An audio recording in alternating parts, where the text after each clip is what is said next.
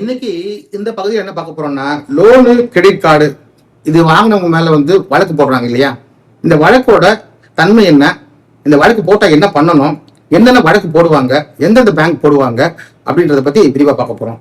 அதாவது இன்னைக்கு ரேஞ்சுக்கு பர்சனல் லோனு கிரெடிட் கார்டு இதை பாத்தீங்கன்னா பேங்க் என்பிஎஃப்சி மாறி மாறி கொடுத்துட்டு இருக்காங்க. இதுல மேக்சிமம் இந்த கேஸுன்னு போயிட்டு ரிட்டர்னிங் பண்ணி பணம் வாங்குறதுக்கு பேங்க் எல்லாம் இருக்கு. பாத்தீங்கன்னா மேக்சிமம் நான் சொல்ற பேங்க் தான் உங்க அதிகபட்சமா இந்த கேஸுகளை, அதாவது வழக்குகளை போட்டு மிரட்டி பணம் வாங்குறது. ஏன்னா வழக்குகளை போட்டு எப்படா மிரட்ட முடியும் அப்படின்னு கேள்வி கேட்கலாம். பட் ட்ரெண்டிங்க வேற மாதிரி பண்ணிக்கிட்டு இருக்காங்க. இதுல பாத்தீங்கன்னா மேக்சிமம் வரக்கூடிய பேங்க் யாராருன்னு பாத்தீங்கன்னா இந்த கோட்டக் மகேந்திரா, இந்த சோழமண்டலம், பிரமில், இன்கிரெட், கிரெடிட் பி, இவங்க 2 பேரும். அப்புறம் கின்னாரா கேபிட்டல், இந்த 5 எர்லி சேலரி ஃபர்ஸ்ட் பேர் அது. அப்புறம் ஃபினாபிள், எல்என்டி, அப்புறம் முத்தூட்டு, அப்புறம் பூனாவாலா, ஐஐஎஃப்எல், நாவி ஃபின்சர்வ், அப்புறம் டிஎம்ஐ, உக்ரோ கேபிட்டல், இவங்க எல்லாம் பாத்தீங்கன்னா கிட்டத்தட்ட ஒரு 750 பேங்க்குக்கு மேல இருக்காங்க. இவங்க எல்லாம் என்ன பண்றாங்கன்னு பாத்தீங்கன்னா, ஃபர்ஸ்ட் இவங்க தேர்ந்தெடுக்கிற இடம் கல்கத்தா தான் தேர்ந்தெடுக்கிறாங்க. அது ஏன் சார் கல்கத்தாவை தேர்ந்தெடுக்கிறாங்க அப்படின்னு பாத்தீங்கன்னா, கல்கத்தா பொறுத்த வரைக்கும் அந்த ஊர்ல இருக்கிற கோர்ட்டு, மேஜிஸ்ட்ரேட் கோர்ட்டுங்க அந்த ஊர்ல ஒரு செக் பவுன்ஸ் ஆனா அந்த செக் கேஸ் எடுத்துப்பாங்க. இது வழிபடியா நடந்துட்டு வருது. எவ்வளவு கேஸ் கொடுக்குறாங்க பார்க்க மாட்டாங்க. ஒரு ஹியூஜ் மாசா கேஸ் வந்தாலும் எடுத்துப்பாங்க. அதுக்கு காரணம் அங்க இருக்கிற அட்வொகேட், பாப்புலேஷன் இதை கன்சிடர் பண்ணி ஒரு வருமானம் வந்தா போதும் அது நினைச்சுதான் அந்த இருக்கிற கோர்ட்ல இந்த கேஸ்களை எடுக்கிறாங்க. சரி, இந்த கேஸ் எடுக்கிறதுக்கான காரணம் என்ன, what is the fact behind that அப்படின்னு பார்த்தோம்னா, நீங்க இந்த லோன் அக்ரிமெண்ட், டிஜிட்டல் அக்ரிமெண்ட்ல சைன் பண்றீங்க இல்லையா? அது கிரெடிட் கார்டா இருக்கட்டும், பர்சனல் லோனா இருக்கட்டும், நீங்க கொடுக்குற அந்த இசிஎஸ் மேண்டேட்டரியும் நீங்க கொடுக்குற பிளாங்க் செக்கு, என்ஏசிஎச் செக்கு, இது எல்லாத்தையும் இந்தியா இருக்கக்கூடிய எந்த கிளைகளிலையும் நாங்க போட்டு பவுன்ஸ் பண்ணி உங்க மேல வழக்கு போடுவோம் அப்படின்றத அதுல மென்ஷன் பண்ணியிருப்பாங்க. நீங்க அதை சைன் பண்ணிருப்பீங்க. இப்ப அதை சைன் பண்ணதை ஒன்றை வச்சுதான் அந்த இடத்துல போடுறாங்க. ஆனால் இப்படிப்பட்ட வழக்கு செல்லுமா, ஒரு செல்லும் தன்மை வாய்ந்ததா அப்படின்னு கேட்கும் போது அது இல்லைங்கிறது தான் பல நீதிமன்றங்கள் தொடர்ந்து சொல்லிட்டு வருது. உதாரணத்துக்கு டெல்லி ஹைகோர்ட்ல அமித் பன்சாய் அந்த ஜட்ஜு கொடுத்திருக்க ஒரு ஜட்ஜ்மெண்ட் என்னன்னா, சாமி சீட்ஸ் அந்த வழக்குல இதே போல ஒரு இடத்துல பண டிரான்சாக்சனே இல்லாத இடத்துல ஒரு கிரிமினல் வழக்கை நீங்க போடக்கூடாது. எங்க பண டிரான்சாக்சன் ஆகியிருக்கோ நீங்க அங்கதான் போடணும் அப்படின்னு சொல்லிட்டு இந்த வழக்கை திருப்பி கொடுத்துட்டாங்க. ஸோ இது ஒரு மேஜரான ஒரு லேண்ட்மார்க் ஜட்ஜ்மெண்ட். இந்த ஜட்ஜ்மெண்ட் பிரகாரம் பாத்தீங்கன்னா, ஒரு இடத்துல எந்த டிரான்சாக்சனும் நடக்கல அப்படின்னா அந்த இடத்துல வழக்கையே போடக்கூடாது. இவங்க அங்க போர்டு செக் பவுன்ஸ் பண்றாங்க. செக் பவுன்ஸ் பண்றதோ, இசிஎஸ் பவுன்ஸ் பண்றதோ அது எங்க பண்ணலாம். ஆனால் அங்க காஸ் ஆஃப் ஆக்ஷன் அப்படின்னு ஒண்ணு கண்டிப்பா இருக்கணும். அந்த இடத்துல அந்த தவறு நடந்திருக்கணும். தவறு நடக்காத இடத்துல ஒரு கேஸை போட்டா அது செல்லாது அப்படிங்கறத உச்ச நீதிமன்றமோ உயர்நீதிமன்றமோ தொடர்ந்து வலியுறுத்தி தான் வருது. ஆனாலும் அந்த விஷயத்தை பொறுத்த வரைக்கும் கோர்ட்டுக்கு நாம சொன்னாதான் அவங்க அது தள்ளுபடி பண்றதோ இல்ல மேற்கொண்டு இந்த கேஸை கண்டெஸ்ட் பண்றதோ அந்த நீதிமன்றம் தான் முடிவு பண்ணணும்.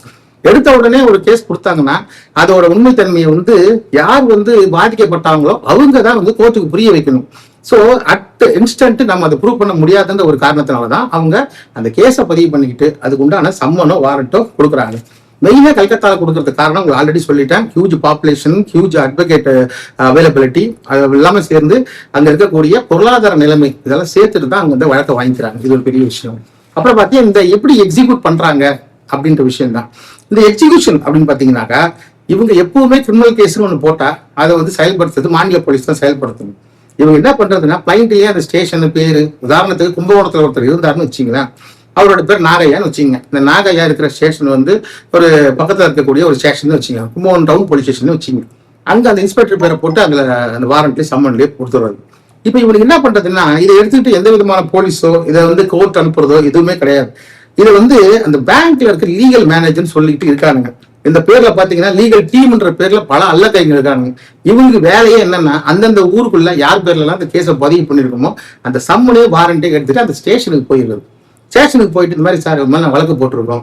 ஆக்சுவலி போலீஸ் ஸ்டேஷன்ல இருக்கிற அந்த ஸ்டேஷன் ஹவுஸ் ஆபீசர், அதை இன்ஸ்பெக்டருக்கு அதை பத்தி அவ்வளவா தெரியாது. அவரை பொறுத்த வரைக்கும் ஏதோ ஒரு கோர்ட்ல ஃபைல் பண்ணியிருக்காங்க, நம்ம ஸ்டேஷன் டைரக்ட் பண்ணிருக்காங்க, இது மட்டும் தான் தெரியுமே தவிர behind the scenes, behind the fact அவருக்கு தெரிய வாய்ப்பு இல்லை. ஏன்னா அவர் வந்திருக்கிறவர் இந்த மாதிரி பினான்சியல் கேஸ் எல்லாம் பார்த்திருக்காரு. ஒன்லி இந்த கொள்ளை இந்த மாதிரி சம்பவங்களை பார்த்துக்கக்கூடிய ஒரு லா அண்ட் ஆர்டர் ஒரு கிரைம் இன்ஸ்பெக்டர் இதை பத்தி இந்த பினான்ஸ் கம்பெனி பண்ற இந்த ஃப்ராட் தனம், தில்லுமுழுத்தனம், இது அதிகார வரம்பு இல்லைன்ற விஷயம் அவருக்கு கண்டிப்பா தெரிய வாய்ப்பே இல்லை. ஆஸ் பர் நாம்ஸ் அவர் என்ன பண்ணுவாரு, இதை வந்திருக்கு, சரி கூப்பிட்டு விசாரிப்போம், விசாரிச்சுதான் ஆகணும் அப்படின்றதுனால ஃபர்ஸ்ட் வந்து இந்த டிஃபால்ட்டை போன்ல தான் கூப்பிடுவாங்க. அதை அரெஸ்ட் பண்றதுக்கோ, உங்களை வந்து டீடைன் பண்ணி உட்கார வைக்கிறதுக்கோ, இல்ல வெஸ்ட் பெங்கால் கோர்ட்ல உங்களை ஆஜர்படுத்துறதுக்கோ எல்லாம் கிடையாது. என்ன இது நீங்க எல்லாம் பேசுங்க, என்ன ஒரு பிரச்சனை அப்படின்னு சொல்றதுக்காகத்தான் காவல்துறை வசூலை தவிர வேற எந்த விதமான நோக்கத்திலையும் அவங்க வசூல மாட்டாங்க. ஸோ இதனால என்ன ஆகுதுனாக்கா, இதை சாதகமா வச்சுக்கிட்டு இந்த பேங்கோட அல்ல கைங்க இருக்காங்க இல்லையா, இந்த அல்ல கைங்க வந்து பாருங்க போலீஸ் ஸ்டேஷன் வரைக்கும் கொண்டு வந்துட்டோம் உங்க கேஸ் அப்படி பயமுறுத்துறது. இப்போ லோக்கல் பர்சன் லோன் வாங்கியிருக்கிற ஒரு எஜுகேட்டட் பீப்புள், ஒரு மிடில் கிளாஸ், அவங்களுக்கு எதுவுமே தெரியாது. அவங்க என்ன நினைப்பாங்க, உண்மையிலுமே வந்து நம்மள போலீஸ் அரெஸ்ட் பண்ணதான் கூப்பிட்டுருக்காங்கன்னு சொல்லிட்டு பயத்துல என்ன பண்ணுவாங்கன்னா, அவங்க சொல்றதுதான் வேத வாக்கா. யாரு நல்ல கை சொன்ன இல்லையா, இந்த கோட்டக் மஹிந்திரா பேங்க், சோழமண்டலத்துல வருவாங்க. கேட்டா நான் அட்வொகேட்னு பச்சையா போய் சொல்லுவாங்க. அட்வொகேட்டா அந்த மாதிரி வந்து ஒரு வாரண்டை எக்ஸிக்யூட் பண்றதுல அட்வொகேட்டுக்கு அதிகாரம் கிடையாது. அதிகாரம் காவல்துறையினருக்கு மட்டும்தான் இருக்கு. அதனால இவனுக்கு வந்து ஸ்டேஷன்ல திட்டணிங் பண்றது, சார் உட்கார வச்சுட்டோம், நீ பணம் கட்டனா நாங்க ஜெயிலுக்கு அமைச்சிருவோம் அப்படி இப்படின்னு சொல்லி ஒரு பில்டப் கொடுக்கறது. இந்த பில்டப்லயே பாத்தீங்கன்னாக்கா நாங்க உங்க ஃபேமிலியில இருக்க எல்லாரையும் வர வச்சுறது, ஹஸ்பண்ட் ஒய்ஃப் இல்ல ஒய்ஃப் ஹஸ்பண்ட் சொந்தக்காரங்க எல்லாரையும் வர வச்சு அவங்ககிட்ட பேசி அப்போதைக்கு அவங்ககிட்ட இந்த பணத்தை பிடிக்கிறது. உதாரணத்துக்கு இப்ப கூட போன பதிவு போட்டிருப்பேன், அந்த அப்பாவியான ஒரு 1,00,000 நகை நெட்டெல்லாம் அடமானம் வச்சு கொண்டு வந்திருக்காங்க. நம்ம ஹஸ்பண்ட் ஜெயிலுக்கு போயிடுவாங்க ஒரு காரணத்தினால அந்த அம்மா வந்து அந்த பணத்தை கட்டிட்டு போயிட்டாங்க. கட்டிட்டு ஒரு வாரத்துக்குள்ள திருப்பி 1,00,000 கட்டு சொல்லி பிளாக்மெயில் பண்றது. ஒரு வாரண்ட் ஒரு சம்மனை வச்சு பிளாக்மெயில் பண்ணி பணம் வாங்குறதுங்கிறது எவ்வளவு பெரிய குற்றம் தெரியுமா? அதாவது எக்ஸிகியூஷனே பண்ண முடியாத, வட்டார அந்த அதிகார வரம்பு இல்லாத, காஸ் ஆஃப் ஆக்ஷன் இல்லாத, அது ஒரு ஐஆர் ஆபீசரோட என்டாஸ்மெண்ட் இல்லாத, ப்ராப்பர் சேனலா ஸ்டேஷனுக்கு வராத ஒரு சம்மனை வாரண்ட்டை வச்சு மிரட்டுறது பேங்க்காரங்க வெளியில பண்றது. வெளியில பண்ணி எழுதி வாங்கிக்கிறது, நான் இன்னும் ஒரு வாரத்தில் கொடுக்குறேன். இதனால வந்து பாத்தீங்கன்னா லோன் வாங்கினவங்க அதை முறையா கட்டுறதோ, முறையா சிவில் கோர்ட்டுக்கு போய் அதை முடிக்காம இந்த மாதிரி பிளாக்மெயில் பண்ணி பணம் வாங்கிட்டு அப்படியே விட்டுட்டு போயிடுவாங்க. இன்னும் 3 மாசம் கழிச்சு திருப்பி ஒரு ஃப்ரெஷ்ஷா ஒரு சம்மன் எடுத்துட்டு வந்து திருப்பியும் கட்டுன்னு சொல்லிட்டு இந்த பேங்க்காரங்க உண்மையிலே பார்த்தா பேங்க் நமக்கு ஹெல்ப் பண்ற மாதிரி தான் தெரியும், லோனை கொடுத்து கிரெடிட் கார்டை கொடுத்து. ஆனா இந்த மாதிரி டிராப் எல்லாம் வச்சு மிரட்டி பணம் வாங்குறது. சிவில் சைடு போனா அங்க பருப்பு வேகாது. ஏன் தெரியுங்களா? சிவில் சைடு போனா கொஞ்சம் டைம் ஆகும். Arbitration, award, civil court, execution, attachment, இதெல்லாம் உங்களுக்கு டைம் இருக்காது. இது குறுக்கு வழியில போயிட்டு எங்கேயோ ஒரு இடத்துல பதிவு பண்ணிட்டு அதை கொண்டு வந்து ஸ்டேஷனை ஒரு பகடக்காயா இன்ஸ்பெக்டர்களையும் சப் இன்ஸ்பெக்டர்களையும் அதை வந்து ஆளாக்குறாங்க. உண்மையிலேயே ஸ்டேஷன் இருக்க சப் இன்ஸ்பெக்டர் இன்ஸ்பெக்டர் இது உள்ள விஷயமே தெரியாது. ஏதோ வந்தாங்களா, பேசிட்டாங்களா, போனாங்களா, அவ்வளவுதான் இருக்கும். ஏன்னா அவங்களுக்கு வந்து இது வேலையே இல்லை. சட்ட ஒழுங்கை மேம்படுத்துறதுக்கும் கிரிமினல்களை பிடிக்கிறதுதான் போலீஸோட வேலையை தவிர இவங்களுக்கு பஞ்சாயத்து பண்ணி பணம் வாங்கி தரது போலீஸோட வேலை இல்லை. அதே மாதிரி இதுக்குள்ள இருக்கிற ஃபுல் ப்ராக்டிஸ் கண்டிப்பா அந்த காவல் அதிகாரிக்கு தெரிய வாய்ப்பு இல்லை. அப்படி இருக்கும்போது இவங்க என்ன பண்றாங்கன்னா, misuse of enacted laws such as CrPC and BNSS 2023, அதாவது எழுதப்பட்ட சட்டங்களை வச்சு அதுல வந்து இந்த மாதிரி எல்லாம் பண்ணி பிளாக்மெயில் பண்ணி, அதாவது ஸ்டேஷனுக்கு வர வைக்க. இப்ப சாதாரணமா ஸ்டேஷனுக்கு யாரையும் வர வைக்க முடியாது. போலீஸ்கிட்ட போய் சைட்டா பேங்க்காரன், இந்த கோட்டக் மஹிந்திரா தான் மெயின். இதுல அவன் தான் வந்து பொதுமக்களை மிரட்டி பணம் வாங்கி பணம் பறிக்கிற ஒரு முக்கால்வாசி ஒரு கொள்ள கும்பல் நான் சொல்லுவேன். அவங்க என்ன பண்றாங்கன்னா, ஸ்டேஷன்ல ஸ்ட்ரைட்டா போய் கம்ப்ளைண்ட் கொடுத்தா துரத்தி விட்டுருவாங்க, நீ கோர்ட்டுக்கு போக சொல்லிட்டு. ஆனா கோர்ட்டோட ஒரு ஆவணம், ஒரு சம்மனையோ வாரண்டியோ கொண்டு வந்து காட்டி இந்த பர்சனல் லோனு கிரெடிட் கார்டு வாங்கினவங்க மேல வந்து இந்த மாதிரி ஒரு வழக்கு இருக்கு, நீங்க விசாரணை பண்ணுங்கன்னு சொல்லிட்டு போலீஸுக்கிட்ட அவங்களை காட்டி பயமுறுத்தி பணம் வாங்குறது. இதுதான் வந்து இல்லீகல் த்ரெட்டனிங். நிறைய பேர் சொல்லுவாங்க வாங்கினா கட்டித்தான் ஆகும், நிறைய பேர் சொல்லுவாங்க. நான் அதை பத்தி எந்த விதமான ஆர்குமெண்ட்டை வைக்க விரும்பல. ஏன்னா இந்த சேனலே வந்து இந்த மாதிரி பாதிக்கப்பட்டவங்களுக்கு சொல்லக்கூடிய அறிவுரைகள் தான். அப்புறமா illegal recovery misuse of sections and provisions of criminal and major minor acts. இது என்ன அர்த்தம்னா, இல்லீகல் ரெக்கவரிங்கிறது இதுதான். ஒரு கிரிமினல் மேஜர் ஆக்டையோ ஒரு கிரிமினல் மைனர் ஆக்டையோ அதை கோர்ட்ல பதிவு பண்ணி இதன் மூலமா உங்களை சிறைக்கு அமைச்சிருவோம் அப்படின்னு சொல்லி பயமுறுத்து வாங்குறது வந்து ஒரு illegal threatening. Criminal major, criminal மைனருங்கிறது ரொம்ப ஈஸி.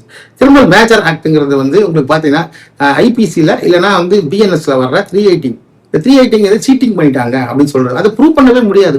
அந்த வழக்கை வேணா தாக்கல் செய்ய முடியும், அதை ப்ரூவ் பண்ண முடியாது. அந்த மாதிரி வழக்கு டிஸ்மிஸ் தான் ஆகும்.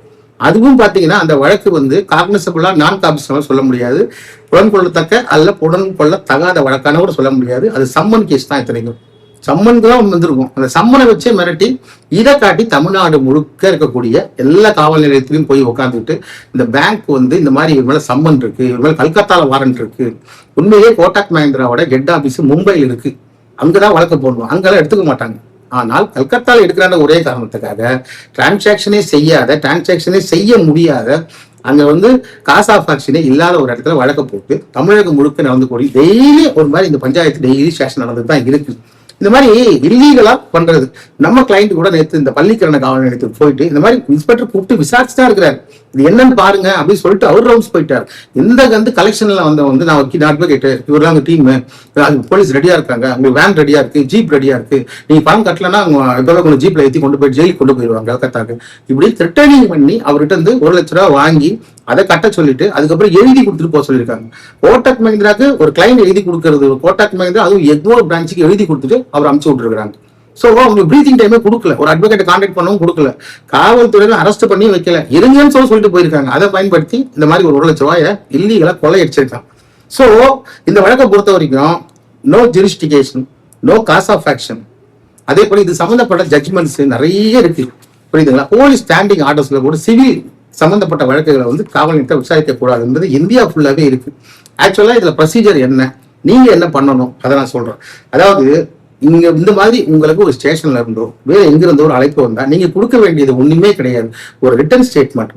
அந்த ரிட்டன் ஸ்டேட்மெண்ட்ல என்ன கொடுக்கணும், அதாவது we will face it in the appropriate court. நாங்க அந்த தகுந்த நீதிமன்றத்துல இந்த வழக்கு சிவில் நேச்சர்ன்றதுனால நாங்க பாத்துக்கிறோம். இது வந்து சிவில் டிஸ்பியூட்.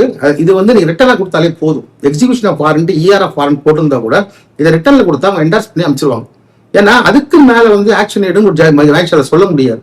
ஏன்னா மேஜிஸ்ட்ரேட்டை பொறுத்த வரைக்கும் போன வருஷம் மட்டும் 5,69,000 கேஸ் வந்து கல்கத்தாவோட 13/9 3வது கோர்ட்டு 9வது கோர்ட்ல ஃபைல் பண்ணிருக்காங்க. இவ்வளவு கோர்ட்லயும் ஒரு 6 லட்சம் பேர் வந்து அனாவசியமா வந்து ஒரு கிரிமினல் கேஸை தலையில சுமத்திருக்காங்க. எல்லாம் இந்த பேங்க் பண்ற இந்த ஃபைலிங் அவ்வளவுதான். சோ இது பாத்தீங்கன்னாக்கா இப்படிப்பட்ட சம்மன் வாரண்ட் இது வந்து சட்டப்படி செல்லும் தன்மை வாய்ந்தது அல்ல, புரியுதுங்களா? அப்படிப்பட்ட விஷயம் வந்தா, அப்படிப்பட்ட ஒரு வாரண்ட்டும் சம்மனோ வந்தா நீங்க பண்ண வேண்டியது டோன்ட் பேனிக். முதல்ல வந்து அதிர்ச்சி ஆகாதீங்க, புரியுதுங்களா? இது ஒரு சாதாரண விஷயம். உங்க லோக்கல் லாயர், உங்க லாயரை ஒருத்தரை பிடிச்சி முதல்ல வந்து போலீஸ் ஸ்டேஷனுக்கு டைரக்டா அப்ரோச் பண்ணுங்க. அப்ரோச் பண்ணிட்டு போலீஸ் கிட்ட முதல்ல பேசணும். சார் இது வந்து பாத்தீங்கன்னாக்கா இது சிவில் நேச்சர் கேஸ், சிவில் பார்த்து கொடுத்த லோன், இவங்க கொடுத்துருக்கிறது வந்து ஃபைல் தான் பண்ணியிருக்கிறாங்க, இல்ல வாரண்டே கூட இருக்கு, இதை நாங்க எங்களோட அட்வொகேட் எங்கள் லாயரை வச்சு நாங்க சால்வ் பண்ணிக்கிறோம், ஃபர்தரா வந்து நாங்க பாத்துக்கிறோம் அப்படின்றத சொல்லி ரிட்டன் ஸ்டேட்மெண்ட் கொடுத்தாலே இட்ஸ் எனஃப். நாங்க லீகலா அப்ராப்ரியேட் கோர்ட்ல போய் பாத்துக்கிறோம், அந்தந்த தகுந்த நீதிமன்றத்துல பாத்துக்கிறோம் நீ சொல்லிட்டு வந்தா போதும். அதே போல செட்டில்மெண்ட் பண்ணுங்க, இல்லைன்னா நீங்க ஜெயிலுக்கு போடுவீங்க, இந்த மாதிரி சொல்ற அதிகாரம் எந்த ஒரு பேங்க் ஸ்டாஃபுக்கோ எந்த ஒரு பேங்க் அல்லகைக்கோ இல்லை. இவங்களை பொறுத்த வரைக்கும் ஒரு சேலரிடு ஸ்டாஃப்ஸ், அவ்வளவுதான். சட்டத்துல இருக்க இந்த மாதிரி சம்மன் வாரண்ட் இதை காட்டி பயமுறுத்தி தான் பணம் வாங்கணும். இதே போலீஸ் வந்து இதுக்கு ஒரு ஃபர்தரா ஒரு ஆக்ஷன் எடுக்கவே முடியாது. ஏன்னா அந்த வாரண்ட்டுக்கு அவங்க என்டாஸ்மெண்ட் போட்டு அவங்க போலீஸ் ப்ரொடக்ஷன் போட்டு அப்படி வட்டி வாங்கி போலீஸ் வந்து பேங்க்கு கொடுக்கணும்னு அவசியமே இல்லை.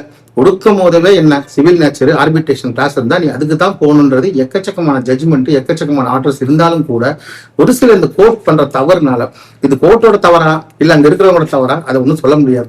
அது அந்த கோர்ட்டோட நீதித்துறை நீதி பரிபாலனத்துக்கு உட்பட்டது. வேணும்னா அதே ஸ்டேஷன்ல நீங்க ரிட்டன் ஸ்டேட்மெண்ட் எழுதி கொடுத்துட்டு அவங்க மேலேயே, அதாவது இந்த முடிச்சு எழுதி கொடுத்தா கையோட இந்த மாதிரி நீங்க ஜெயிலுக்கு போயிடுவீங்க, குடும்பத்தோடு ஜெயிலுக்கு அமைச்சிருவோம் அப்படின்னு சொல்லி எங்களை மிரட்டுறாங்கன்னு சொல்லிட்டு அந்த பேங்கோட ஸ்டாஃப் மேலேயே நீங்க ஒரு கம்ப்ளைண்ட் பண்ணி சிஎஸ்ஆர் வாங்கிட்டு வாங்க. இதுதான் ஸ்ட்ராங். ஏன்னா எங்கிருந்தோ ஒரு சம்மன் வாரண்ட் உங்களுக்கு வந்து அவ்வளவு பேசிக்கா அவ்வளவு ஸ்ட்ராங்கா வந்து என்போர்ஸ் பண்ண முடியாது போலீஸால. பட் நீங்க லோக்கலா ஒரு கம்ப்ளைண்ட் கொடுத்து சரி இந்த பிரச்சனை முடிஞ்சதுங்க, இந்த வச்சு எங்களை மிரட்டி உங்களை வந்து ஜெயிலுக்கு அமைச்சிரும்னு சொல்லிட்டு எங்களை மிரட்டி பணம் பறிக்கிறாங்க, திட்டணிக் பண்றாங்கன்னு சொல்லிட்டு குறிப்பிட்ட அந்த பேங்க்ல யார் வந்தாங்களோ அவங்க பேரை மென்ஷன் பண்ணி ஒரு கம்ப்ளைண்ட் கொடுத்து சிஎஸ்ஆர் வாங்கிட்டு வந்துருங்க. வந்ததுக்கு அப்புறம் இந்த பிரச்சனைக்கு ஒரு முற்றுப்புள்ளி வச்சிடலாம் சொல்லி முடிச்சுக்கிறேன்.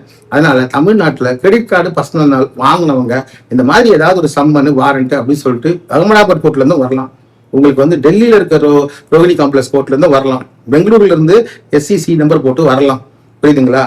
அதே போல வந்து ஜெய்ப்பூர்ல இருந்து கோர்ட்டுக்கு வரலாம். இந்த கோர்ட்ல தான் இந்தியாவிலேயே மற்ற மாநிலங்களோட விஷயங்களை தலையிடுற முக்கியமான கோர்ட்டு இங்கதான். இந்த கோர்ட்டுக்கு மட்டும்தான் எந்த மாநிலத்துல இருந்தாலும் வந்து கேஸை ஃபைல் பண்ணிக்கிறாங்க. ஏன்னா அவங்களுக்கு உண்டான அந்த நீதிமன்றத்தோட அந்த ஒரு பாரம்பரியமா செஞ்சுட்டு வராங்க. மற்ற கோர்ட் எல்லாம் போனா வச்சுங்களேன் கட்டத்துக்கு போட்டுருவாங்க. உதாரணத்துக்கு தமிழ்நாட்டிலே மெட்ராஸ் சென்னை கோர்ட் எடுத்துங்க, அங்க போயிட்டு நீங்க ஒரு CC நம்பர் ஆக்குறது ரொம்ப பெரிய விஷயம். இந்த மாதிரி பேங்க் கேஸை என்கரேஜ் பண்ணவே மாட்டாங்க. ஆனா சில வந்து இந்த மாதிரி இருக்கிற மாநிலங்கள்லாம் குறிப்பிட்டு சொல்லக்கூடிய இந்த மாவட்டத்தில் இருக்கக்கூடிய கோர்ட் மட்டும் தான் இதை அலோவ் பண்றாங்க. இது என்ன காரணம்ன்றதை வந்து நாங்கள் சுப்ரீம் கோர்ட்லேயே வந்து ரிட் பெட்டிஷனை வந்து ஃபைல் பண்ணி பெண்டிங்கில் வச்சிருக்கோம். ஆர்டிகல் 32ல வந்து இது போட்டிருக்கோம். இதுக்கு உண்டான கூடிய சீக்கிரம் வந்து பதில் கிடைக்கும் நம்புறேன். ஏதாவது உங்களுக்கு சட்ட சந்தேகங்கள் இருந்தால் கீழே ஒரு டிஸ்கிரிப்ஷன் கொடுக்கப்பட்டிருக்க நம்பருக்கு உங்களோட சந்தேகங்களை வாட்ஸ்அப்பில் அனுப்புங்க. மேற்கொண்டு உங்களுக்கு வேறு ஏதாவது வழக்கு சம்பந்தமான சந்தேகங்கள் இருந்தாலும் இது இல்லாமல் இது அப்பாற்பட்டு சிவில் கிரிமினல் சம்பந்தப்பட்ட விஷயங்கள் இருந்தாலும் எங்களோட ஆலோசனையை வந்து நீங்கள் கேட்கலாம். மெயினாக சேனலை சப்ஸ்கிரைப் பண்ணி பாருங்கன்னு சொல்லி முடிச்சுக்கலாம். நன்றி.